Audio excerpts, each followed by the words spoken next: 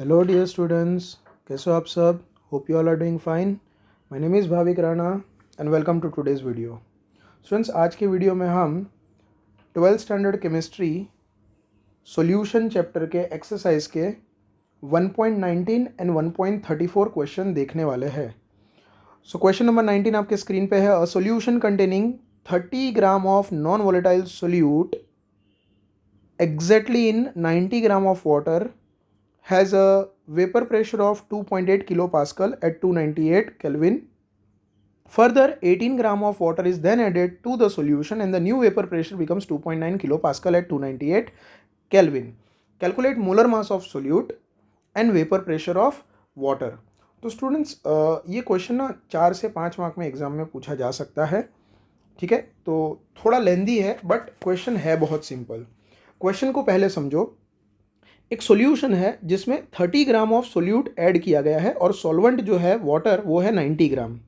वो टाइम पे उसका वेपर प्रेशर जो है वो है 2.8 किलो पास्कल.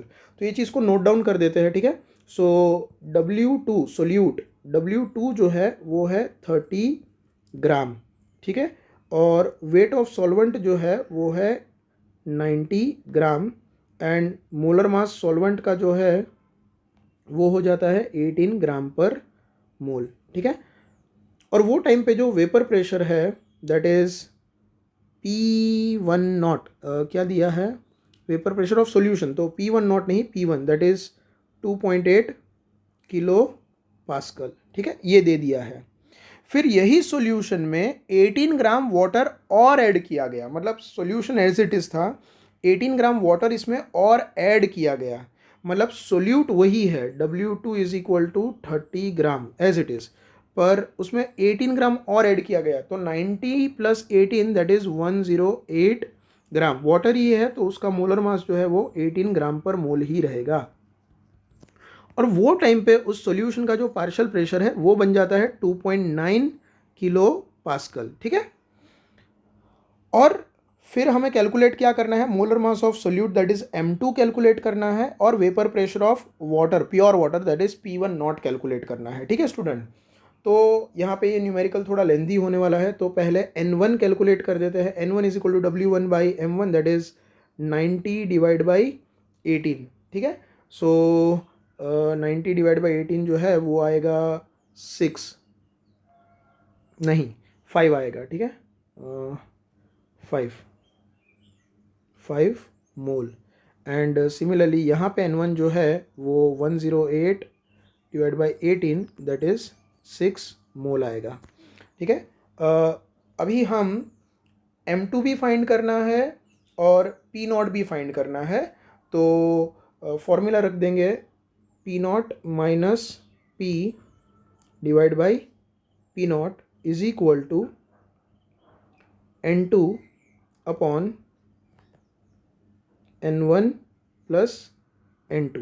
ठीक है, so N2 is nothing but W2 by M2 upon N1 जो है वो यहाँ पे है 5 mole plus W2 by M2 as it is रखेंगे. ठीक है, P0 की वैल्यू हमें फाइंड करनी है. इनफैक्ट अगर ये जो टर्म है P0 minus P by P0, तो अगर डिनोमिनेटर को अलग कर दे तो वो हो जाएगा 1 माइनस P बाई P0. ठीक है, ये मैथमेटिकल फॉर्म आपको आई होप आपको समझ में आता होगा. राइट हैंड साइड में जो टर्म है उसमें अगर हम LCM ले लें तो W2 by M2 upon denominator में अगर हम LCM ले लें तो 5M2 plus W2 whole upon M2. तो स्टूडेंट यहाँ पे M2 कैंसिल हो जाएगा. अब जो भी टर्म्स बचे हैं उसकी अगर हम वैल्यू रख दें, जैसे 1 माइनस P की वैल्यू है 2.8 kilo pascal divide by P0 as it is रखेंगे. W2 जो है यहाँ पे W2 की वैल्यू है 30 gram right, so 30 divide by 5M2 plus 30. ठीक है, डिनोमिनेटर में से अगर हम 5 कॉमन निकाल दे सो 5 अपॉन M2 प्लस 6 राइट. तो यहाँ पे ये 5 6 ज़ार ठीक है। सो 6 divide by m2 plus 6, this is 1 minus 2.8 divide by P not. ठीक है, अब ये जो टर्म है उसको हम राइट हैंड साइड लेके जाते हैं और ये टर्म को लेफ्ट हैंड साइड लेके जाते हैं। सो ये बन जाएगा 2.8 P not is equal to 1 minus 6 upon m2 plus 6। ठीक है, LCM ले लेंगे तो ये बन जाएगा m2 plus 6 minus 6 whole divide by m2 plus 6 which is equal to 6 cancel हो जाएगा, तो m2 अपॉन m2 प्लस 6 और ये हो जाएगा 2.8 डिवाइड बाई पी नॉट। ठीक है स्टूडेंट्स, इस इक्वेशन को हम इक्वेशन 1 पकड़ के चलते हैं। अब यही चीज़ सेम प्रोसीजर हमें दूसरे सॉल्यूशन के लिए करना है। ठीक है, सो यही चीज़ P naught minus P whole divide by P not is equal to W2 by M2 upon N1 की वैल्यू यहाँ पे होगी 6 plus W2 by M2। So 1 minus P by P not is equal to LCM ले लेंगे student. तो बाकी step मैं detail में नहीं कर रहा हूँ अब, बराबर है। जो कैंसिल हो जाएगा वो ओके 5 नहीं होगा, 5 की जगह होगा 6 M2 प्लस W2। आई होप आपको यहाँ तक क्लियर होगा। ठीक है, अब वैल्यू W2 की रखेंगे। सो 1 माइनस यहाँ पे P की वैल्यू है 2.9 kilo pascal divide by P not is equal to W2, यहाँ पे W2 है 30, वेट में कोई चेंज नहीं है, होल डिवाइड बाई 6 अपॉन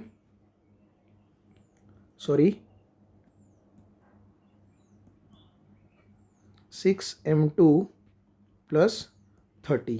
ठीक है, डिनोमिनेटर में से 6 कॉमन निकाल देंगे इस बार। So 30 divide by 6 into m2 plus 5 and 6 5s are 30। So 1 minus 2.8 divide by P not is equal to 5 divide by m2 plus 5। therefore 2.8 divide by P not. Student left hand side में जो किया है वही कर रहे हैं, तो मैं ज़्यादा डिटेल में एक्सप्लेनेशन नहीं कर रहा हूँ। ठीक है,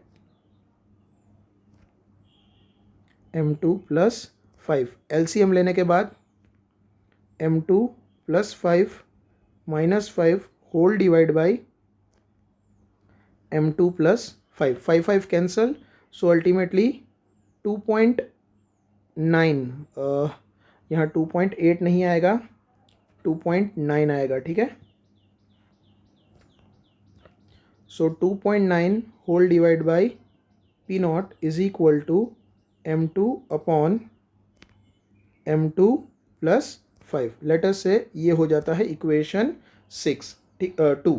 ठीक है, अब स्टूडेंट यहाँ पे ये दोनों इक्वेशन का अगर मैं रेशियो लूँ तो पी नॉट कैंसिल हो जाएगा और उससे हमें m2 की वैल्यू मिल जाएगी। So dividing equation 1 by 2, equation 2 by 1 भी कर सकते हो। ठीक है, so 2.8 divide by P not is equal to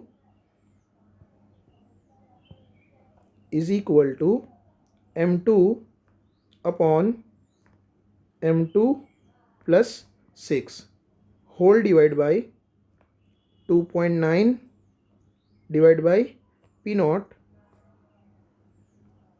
m2 upon m2 plus 5। Student I hope आपको ये स्टेप समझ में आया होगा। ठीक है, अब यहाँ पे अगर आप देखो तो पी नॉट कैंसिल हो जाएगा, m2 कैंसिल हो जाएगा। ठीक है, सो ये हो जाएगा। अब ये स्टेप बहुत इंपॉर्टेंट है student.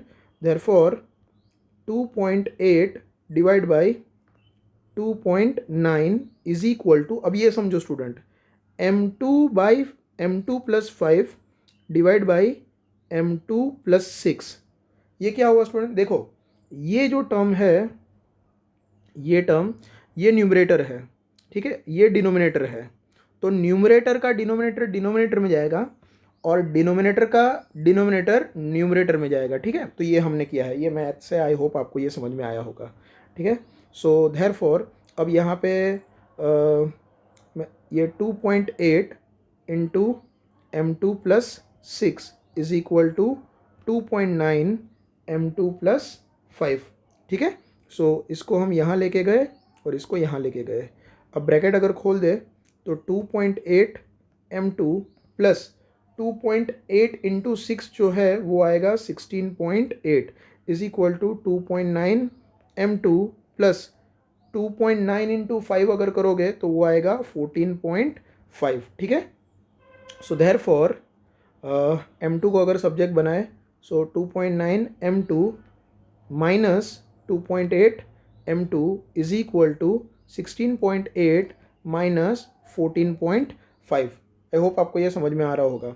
So therefore 0.1 m2 is equal to 16.8 minus 14.5 करेंगे तो ये आएगा 2.3 and therefore m2 is equal to 2.3 divide by 0.1 which is equal to 23। तो जो मोलर मास ऑफ सोल्यूट हमें कैलकुलेट करना था, क्वेश्चन में देखो क्या पूछा था, calculate molar mass of solute number 1, ये हमें 23 मिल गया।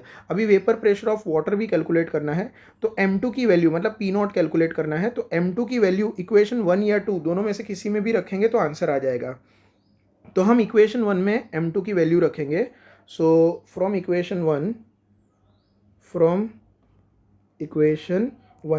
1 क्या है student, 2.8 divide by P0 is equal to m2 upon m2 plus 6। ठीक है, सो यहाँ पे हम m2 की वैल्यू 23 रखेंगे। So 2.8 divide by P0 is equal to 23 upon 23 plus 6 which is equal to 23 upon 29। P0 को अगर हम सब्जेक्ट बनाए therefore P0 is equal to 2.8 into 29 whole divide by 23। तो अगर ये हम कैलकुलेट करेंगे सो P0 विल बी 3.53 और P का जो यूनिट है वो किलो पास्कल में है, तो ये वैल्यू भी किलो पास्कल में ही होगी। तो स्टूडेंट न्यूमेरिकल काफ़ी इजी है, थोड़ा लेंदी है ऐसा नहीं है, पर इसको अगर आप 2-3 बार प्रैक्टिस करोगे ना तो आई एम वेरी श्योर ये न्यूमेरिकल आप आराम से कर पाओगे। अब नेक्स्ट जो है न्यूमेरिकल 1.34 देखते हैं। सो क्वेश्चन नंबर 34 आपके स्क्रीन पे है। क्वेश्चन है vapour pressure of water at 293 kelvin is 17.535 mmHg।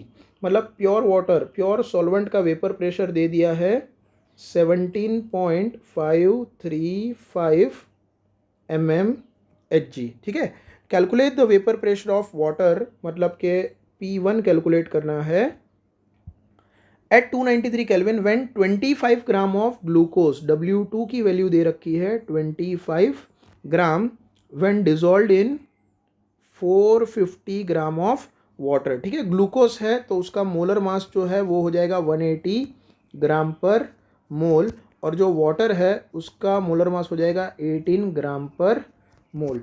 ठीक है, सो यहाँ पे हम मोल्स कैलकुलेट कर लेंगे। So moles of solvent is equal to weight of solvent upon molar mass of solvent, that is 450 gram upon 18 gram per mole. तो ये अगर हम कैलकुलेट करेंगे तो ये 25 मोल आंसर आ जाएगा। Similarly moles of solute is equal to mass of solute upon its molar mass, तो 25 ग्राम अपॉन 180 ग्राम पर मोल। सो ये हो जाएगा 0.138 मोल। ठीक है, now we know that according to the formula of relative lowering of vapour pressure P0 minus P whole divide by P0 is equal to N2 upon N1 plus N2। तो values अगर हम रखते हैं तो P0 की value numerical में दे रखी है 17.535। माइनस पी हमें कैलकुलेट करना है होल डिवाइड बाई 17.535, N2 की value 0.138 moles whole divide by N1 जो है वो है 25, राइट।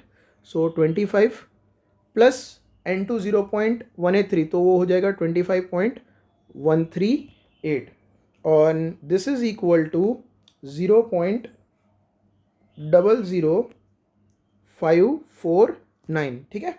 सो हाँ 17.535 minus P is equal to ये जो 0.00549 है वो 0.138 डिवाइड बाई 25.138 का आंसर है, ठीक है। सो ये जो टर्म है 17.535 उसको हम राइट हैंड साइड ले जाएंगे। सो ये होगा 0.00549 इंटू 17.535, ठीक है। So 17.535 minus P is equal to 0.00549 into 17.535, ये हो जाएगा 0.0962। प्रेशर को सब्जेक्ट बनाएंगे तो P is equal to 17.535 minus 0.0962 which is equal to 17.438। तो स्टूडेंट क्वेश्चन का आंसर ये है। और यूनिट जो है प्रेशर का यूनिट क्वेश्चन में mmHg में दिया था। स्टूडेंट यूनिट हमेशा लिखना, अगर आप यूनिट नहीं लिखोगे तो हाफ मार्क एग्जाम में डिडक्ट कर दिया जाएगा। तो आंसर है 17.438 mmHg। तो relative lowering of vapour pressure के रिलेटेड जितने भी न्यूमेरिकल थे स्टूडेंट वो आज के वीडियो से हमने कंप्लीट किए, ठीक है। अब नेक्स्ट टॉपिक है elevation in boiling point and depression in freezing point, जिसके न्यूमेरिकल हम नेक्स्ट वीडियो में देखेंगे। होप आपको आज का वीडियो समझ में आया होगा। Thank you very much for watching this video.